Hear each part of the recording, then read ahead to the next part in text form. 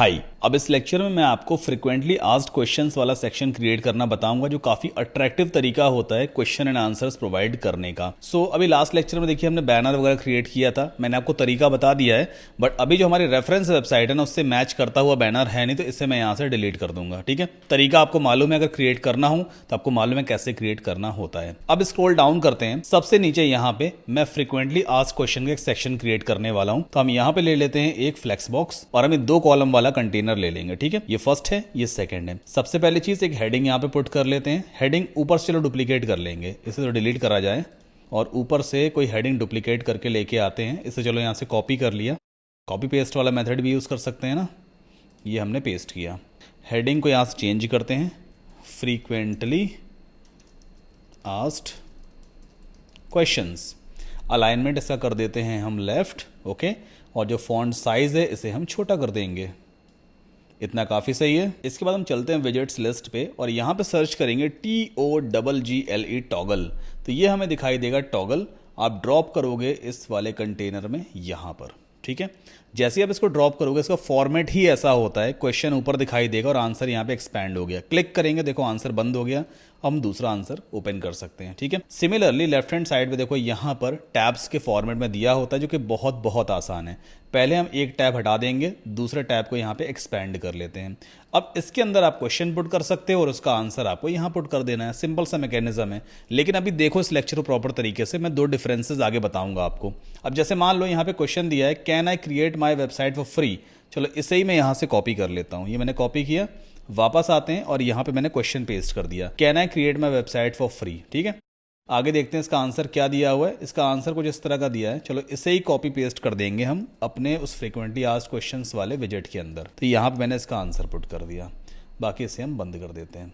अब फिर से इसे डुप्लीकेट करते हैं। दूसरा क्वेश्चन क्या दिया हुआ है, दूसरा question how can I create a website, है ना। कॉपी किया, वापस आते हैं, क्वेश्चन को रिप्लेस कर देंगे और इसका आंसर क्या है, ये वाला इसका आंसर है। इसे भी मैंने यहाँ से कॉपी कर लिया, वापस आ गए और यहाँ पर आंसर पेस्ट कर देते हैं। आप अपने क्वेश्चन एंड आंसर के सेट बनाओगे, ये सिर्फ मैं आपको डेमो के लिए दिखा रहा हूँ। एक और क्वेश्चन मैं लूँगा, बस 3 क्वेश्चन लूँगा। ठीक है, ज़्यादा टाइम इसमें हम मतलब लगाएंगे नहीं, ज़्यादा टाइम इन्वेस्ट नहीं करेंगे, बस मैं आपको कॉन्सेप्ट समझा देना चाहता हूँ। चलो इसका आंसर अभी चेंज नहीं करते, एज इट इज छोड़ देते हैं। अब इसके बाद इसके स्टाइलिंग वाले पार्ट पे चलते हैं। स्टाइल पे चलते हैं, देखो यहाँ पे टाइटल की सेटिंग ऑलरेडी दी हुई है सेपरेट। ये टाइटल मतलब जो क्वेश्चन होता है, कलर क्या है, ब्लू है, देखो ब्लू दिख रहा है अभी। और ये एक्टिव है, एक्टिव का मतलब जिस टाइम पे जो क्वेश्चन ओपन होगा ना वो एक्टिव कहलाएगा। तो यहाँ पे नॉर्मल टाइटल है और ये एक्टिव कलर है। तो यहाँ पर देखो कलर्स में हम जाएंगे पहले तो, और यहाँ से कलर कर देते हैं हम एकदम ब्लैक टाइप का। ठीक है, पहला काम ये कर लिया। दूसरा एक्टिव कलर, मान लो ब्लू करना चाहते हो तो यहाँ पे आप जाओगे और यहाँ से आप ब्लू कलर चूज कर सकते हो। इस तरह देखो एक्टिव कलर ब्लू हो गया। या फिर अपनी थीम में थोड़ा सा मैच करवाते हैं और देखते हैं पर्पल टाइप का हो जाए, ज़्यादा बेटर है ना। पर्पल ये हो गया। आप टाइटल की टाइपोग्राफी चेंज करोगे यहाँ से, वही तरीका है। सारी सेटिंग मतलब देखो यहीं पे दी होती है। मैन रोप, ये मैंने यहाँ पे मैन रोप चूज़ किया। वेट चाहो तो यहाँ से बढ़ा लेना भाई, टाइटल का वेट हो गया, लगना भी चाहिए क्वेश्चन जैसा। डेकोरेशन में चलते हैं, इसे नन कर देते हैं। जो अंडरलाइन आ रही थी वो अंडरलाइन भी गायब हो गई, है ना। हमारे क्वेश्चंस रेडी हो गए। रही बात आंसर्स की, तो कोई बात नहीं है भाई, कंटेंट में चलो। यहाँ पे आंसर का जो फॉन्ट कलर है वो क्या होना चाहिए, उसकी सेटिंग आपको यहाँ पे मिल जाती है। तो मान लो यहाँ मैं कर देता हूँ इसको एकदम वाइट। ठीक है, और यहाँ पर जो आंसर्स है ना उसका बैकग्राउंड भी हम सेट कर सकते हैं। ये देखो बैकग्राउंड का ऑप्शन दिया है, तो बैकग्राउंड कर दो ब्लैक इस तरह से, तो अपने आप आंसर सही दिखाई देगा। जो भी क्वेश्चन एक्सपैंड करोगे देखो उसका बैकग्राउंड तो ब्लैक रहेगा, आंसर व्हाइट कलर में आ जाएगा। ये सारी सेटिंग यहाँ पे दी हुई है। ठीक, अब दूसरा एक और विजेट है, अभी दोनों को देखते जाना। ठीक है, दूसरा एक और विजेट है ACCORDION, एकॉर्डियन। दोनों में मैं आपको डिफरेंस दिखाना चाहता हूँ। डिफरेंस क्या है, आप दोनों ही फ्रिक्वेंटली आस्क्ड क्वेश्चंस के लिए इस्तेमाल कर सकते हो। इसको भी मैं यहाँ से कॉपी कर लेता हूँ और यहाँ पर मैं इसे पेस्ट कर दूंगा। ठीक है, तो FAQ ऊपर पहुँच गया।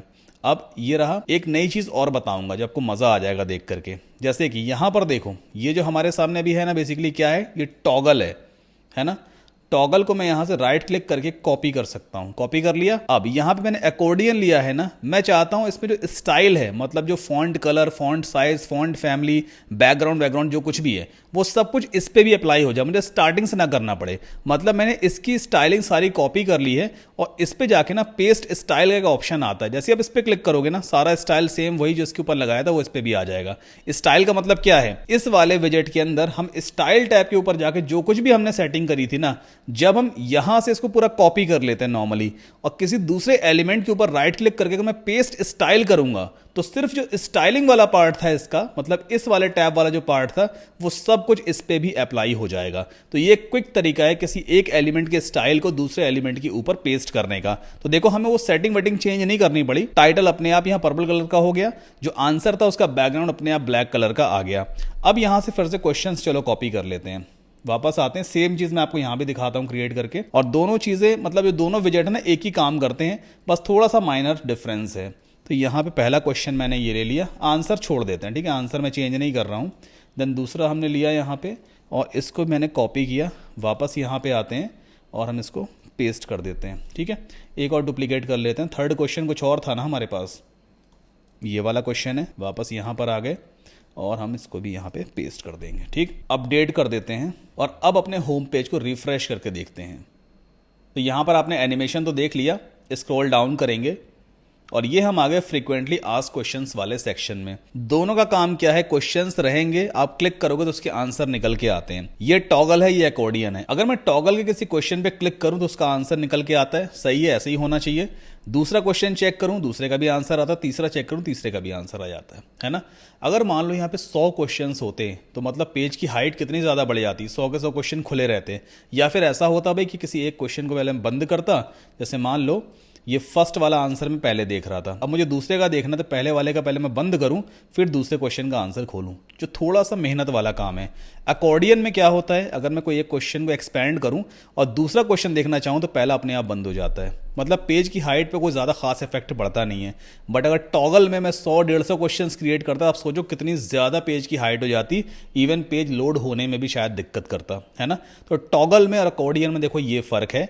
इसीलिए हमेशा जब भी हम फ्रीक्वेंटली आस्क्ड क्वेश्चंस वाला सेक्शन क्रिएट करें, हमेशा कोशिश करेंगे हम अकॉर्डियन विजेट का ही यूज़ करेंगे।